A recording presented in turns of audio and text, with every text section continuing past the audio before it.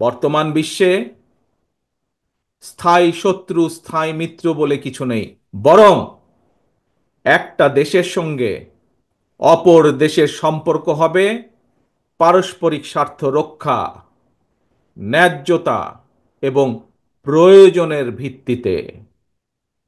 সুতরাং সম্পর্ক রক্ষা করার ক্ষেত্রে নিজ দেশের এবং জনগণের স্বার্থ রক্ষাই হতে হবে প্রথম এবং প্রধান অগ্রাধিকার।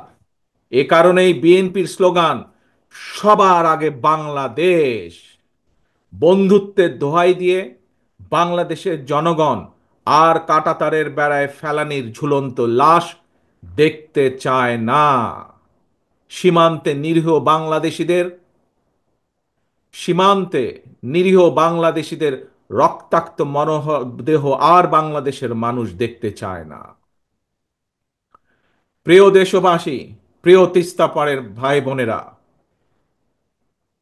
প্রতিবেশী দেশ ভারত যদি পানির ন্যায্য হিস্সা না দেয় বা দিতে যদি দেরি করে, তিস্তা চুক্তি করতে অনীহা দেখায়, তাহলে দেশ এবং জনগণের স্বার্থে, জনগণকে বাঁচাতে, কৃষিকে বাঁচাতে, কৃষককে বাঁচাতে, নদী বাঁচাতে, নাব্যতা রক্ষা করতে, তিস্তা সমস্যার সমাধানের জন্য আমাদেরকেই আমাদের বাঁচার পথ খুঁজে নিতে হবে।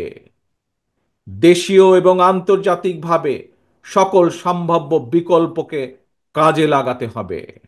এবং এ কারণেই আমরা মনে করি পানির ন্যায্য হিস্যা আদায় করতে জাতিসংঘ সহ সংশ্লিষ্ট সকল আন্তর্জাতিক ফোরামে জোরালোভাবে বাংলাদেশের দাবি তুলে ধরতে হবে। একই সাথে প্রতিবেশী দেশের সাথেও আমাদেরকে কূটনৈতিক কাজ করতে হবে, কূটনৈতিকভাবে আলোচনা শুরু করতে হবে। আবার আন্তর্জাতিক অংশগ্রহণের উদ্যোগের অংশ হিসাবে আর সময়ক্ষেপণ না করে অবশ্যই আমরা মনে করি বাংলাদেশকে 1992 সালের ওয়াটার কনভেনশন এবং 1997 সালের জাতিসংঘ পানি প্রবাহ কনভেনশনে স্বাক্ষর করা জরুরি হয়ে পড়েছে।